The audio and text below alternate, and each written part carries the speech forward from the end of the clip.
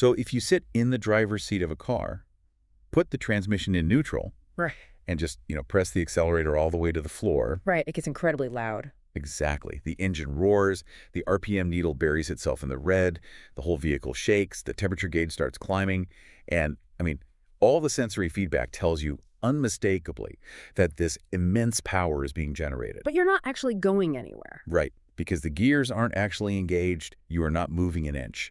You're really just burning fuel, wearing out the components, and, well, making a massive amount of noise. Yeah, it's a great analogy. And according to a new analysis by Greystride that we are jumping into for today's deep dive, that exact illusion, massive friction and heat but zero forward motion, is currently it's basically destroying South Africa's transport and logistics industry from the inside out. Welcome to the deep dive, by the way. I'm glad you're here with us as we unpack this. Thanks. Yeah, it really is this profound structural crisis, but it's kind of masquerading as a boom. Like, if you look at the industry from the outside right now, especially along those major South African arteries, like the N3 corridor between Durban and Johannesburg, it looks like an absolute gold rush out there. Oh, totally. The trucks are everywhere. The activity level is just staggering to watch. Exactly.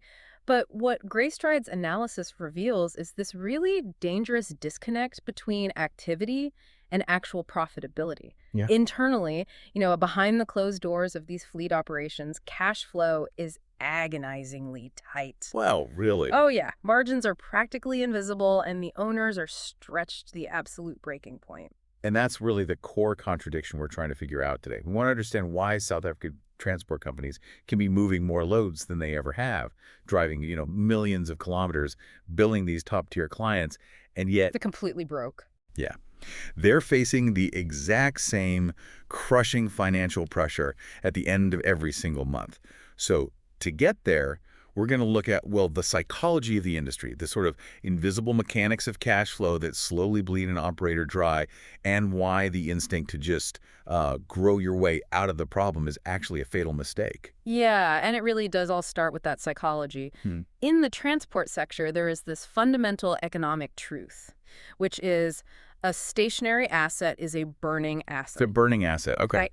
When you have a piece of metal sitting in a yard that costs upwards of, 2 or 3 million rand, plus insurance, plus driver retainers, the absolute worst thing it can do is sit still. Because it's just costing you money to exist. Exactly. Because it inherently costs money just to be there, the industry naturally, and I'd say aggressively, rewards movement. Okay, I want to stop you right there because I'm genuinely trying to wrap my head around this part. Oh. If I own a transport company, surely keeping the trucks moving is the entire job. That's what you would think, yeah. Right. If the wheels are turning, I'm generating revenue.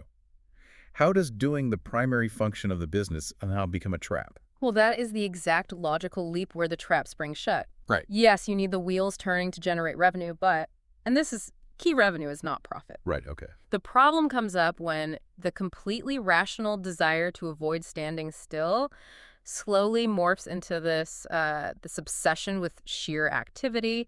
You develop this hyper-focus on dispatching trucks, getting them loaded, getting them on the road, regardless of the actual underlying math of that specific trip. Oh, I see. So you're just moving for the sake of moving. Exactly. And what Greystride maps out is this very specific, quiet psychological progression.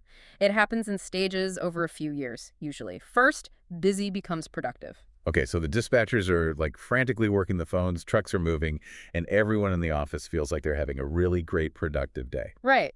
Then movement becomes progress. As long as the overall mileage is ticking up, the company feels like it's growing. And then finally, you hit the most dangerous shift of all.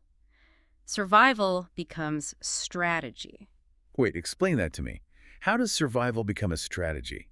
Because to me, a strategy implies you have a deliberate plan for the future. Survival is just, drowning today. That's exactly the point. Yeah. The daily effort required just to keep the operation from drowning completely consumes the intellectual bandwidth of the leadership. Oh, wow. Yeah.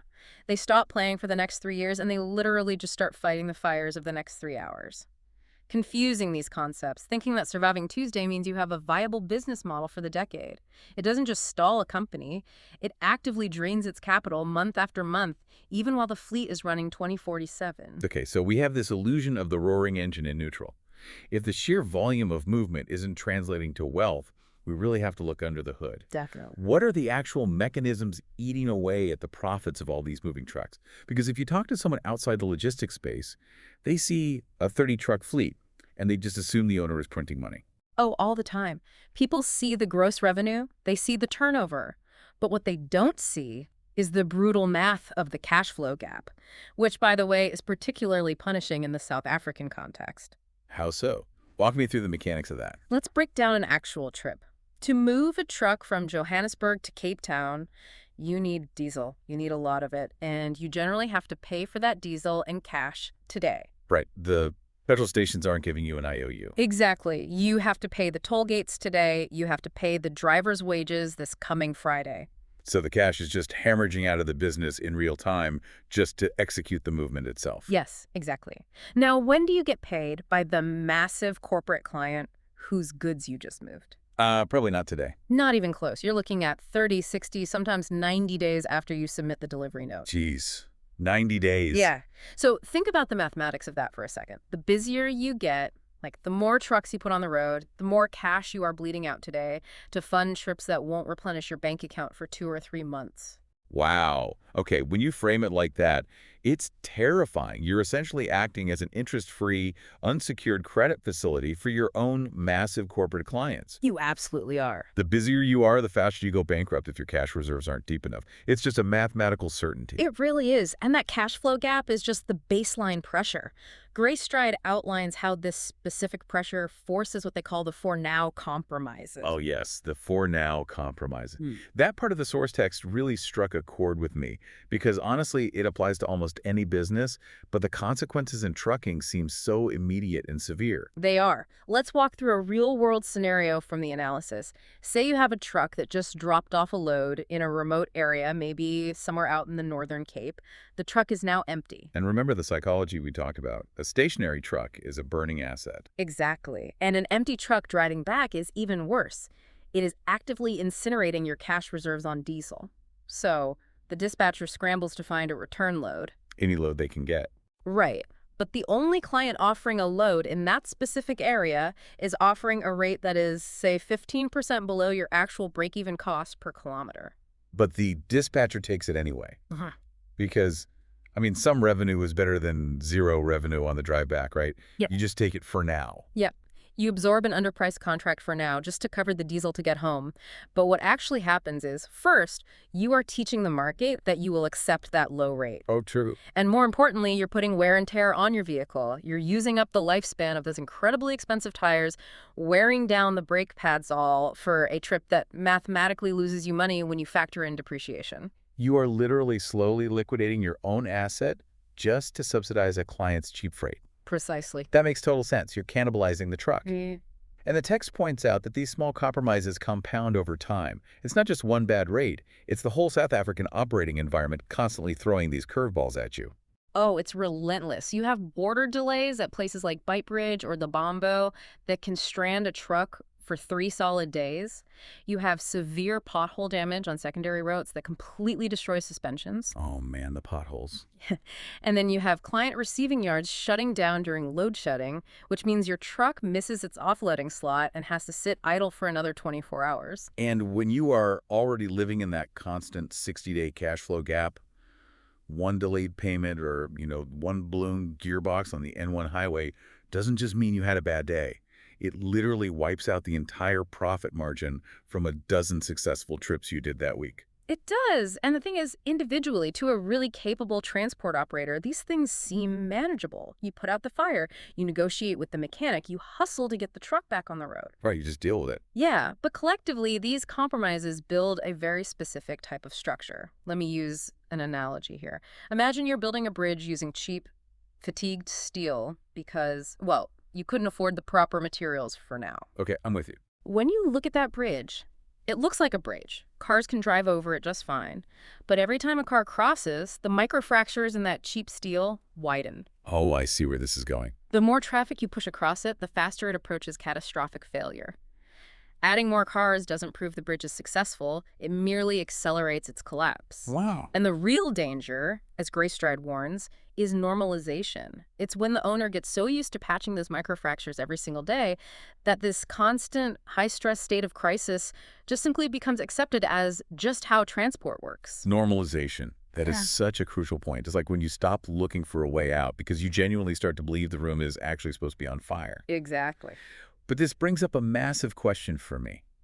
If the effort is undeniably there, I mean, these owners and dispatchers are working 18-hour days, and the clients are clearly there, what is the actual root cause? Like, why are they so stuck? It really comes down to the fundamental difference between effort and design. The issue isn't a lack of hard work. The problem is the architectural model underneath all that effort. Okay, unpack that a bit. Well, as Greystride identifies, many of these operators are carrying businesses that were built purely for survival from day one, rather than being intentionally designed for scalable profitability. So the foundation itself was poured while they were just frantically trying to keep their heads above water. Exactly. Think about how a typical fleet starts. An owner-driver gets a contract, buys one truck, and runs it perfectly because they are literally living in the cab. Right, they see everything. And they get a second truck, put a trusted cousin in it maybe. They are operating on a notebook and a WhatsApp group, and it works because it's small and sheer willpower can bridge the gaps. Sure. But over time, that temporary survival architecture hardens into permanence. Every single operational decision remains reactive. You aren't building a maintenance schedule for next year. You're just reacting to today's breakdown. And this is where the text highlights a trap that I really, really want to push back on, because it seems completely counterintuitive to me. The trap of premature scaling. Yes. The idea that adding a truck to the fleet can actually destroy the business. I need you to explain this, because my basic business brain says, okay, if I'm struggling to make ends meet, I need more revenue. That's what everyone thinks. Right. If I buy a second truck or a 10th truck, and I have a dedicated contract paying me, say, 150,000 Rand a month for that truck, and the financing only costs me 80,000, I am making a profit. The math says I am winning. How does adding a profitable asset ruin the overarching structure? That is the exact trap, and honestly, it's a brilliant question. Yeah. Your math is flawless regarding the metal itself. You're calculating the revenue of the asset versus the finance cost of the asset. Right. So where am I wrong? What you are missing is the invisible management drag. You are forgetting about the dispatcher's Tuesday afternoon. Okay, paint that picture for me. What exactly happens on Tuesday afternoon? Right now, let's say you have one dispatcher seamlessly controlling 5 trucks.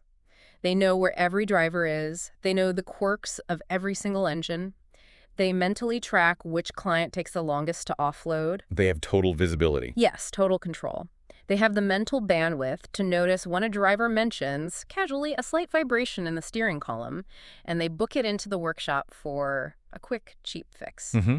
Now, you add that 6th truck, you add that profitable contract, but you don't upgrade the dispatcher's software. You don't hire an assistant for them. You just dump the extra volume onto a structure that was built for 5. Oh, no. Suddenly, the dispatcher's WhatsApp is completely flooded. The mental bandwidth snaps.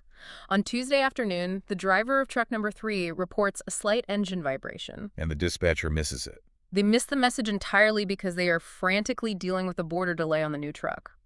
3 days later, truck number 3 blows an engine block on the highway. Oh, wow. Just like that. Yep.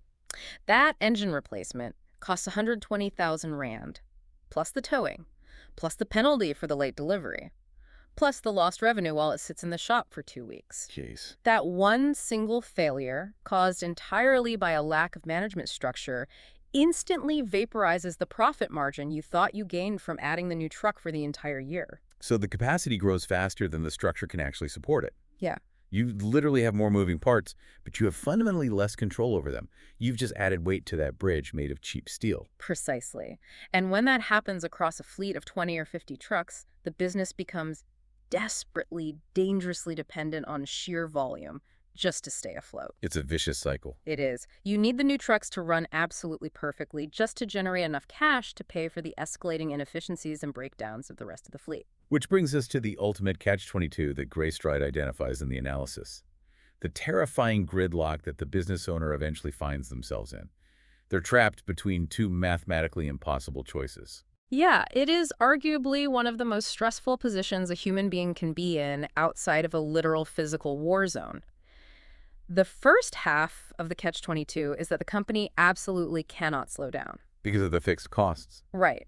If the owner decides, okay, we need to take a breather, park 2 trucks, and fix our internal management systems, the financial pressure from those monthly vehicle installments, the fixed overheads, and that massive cash flow gap we talked about earlier, it hits them immediately. They will sink within 30 days. Okay, so hitting the brakes is basically fatal. But what about pushing harder? Like just hustling their way out of it? That is the second half of the trap. Speeding up, taking on more loads, saying yes to worse rates, buying another truck on credit, it no longer improves the financial outcome. Because the bridge is already breaking. Exactly. Because the underlying structural model is fundamentally flawed, adding more volume to a broken system just accelerates the pressure. It just creates more breakdowns, more missed WhatsApp messages on a Tuesday afternoon. Exactly. It consumes more of the owner's time, more of their health, and dumps an unfathomable amount of liability on their shoulders, all while actually giving them less cash flow and less financial freedom in return. Man, we are right back to the roaring engine in neutral. You can't turn the engine off because the car will die. But redlining the engine harder isn't getting you to the destination. It's just ensuring the entire block explodes that much faster. That's the reality for so many operators right now. So what does this all mean for you listening today? Let's distill the core lesson of this deep dive. In the transport and logistics industry, having fully utilized fleets, reliable drivers, and a phone that won't stop ringing is great. But it simply isn't enough if the underlying structural architecture is flawed. No, it's not. As Greystride's analysis makes painstakingly clear, being busy and being profitable are not synonyms. They are entirely different states of existence for a business. And, that is a principle that extends so far beyond just the trucking industry in South Africa. Oh, absolutely. The mechanics are exactly the same, whether you are running a logistics fleet, a tech startup, a law firm, or even just managing your own personal career trajectory. Yeah, burnout is real everywhere. It is about having the clarity to recognize when a system is built for mere day-to-day survival rather than sustainable, intentional growth. Yeah. It's a stark reminder that adding volume, adding more clients, more hours, more projects to a structurally broken system never fixes the foundation. It only ever magnifies the cracks. It just turns up the heat and the friction. And, well, that brings us to a final thought, something for you to chew on as you look at the systems around you. We spent this entire deep dive talking about the limits of human bandwidth and the dangers of a flawed structure. Right. But we are standing on the edge of a massive technological shift right now. Think about artificial intelligence.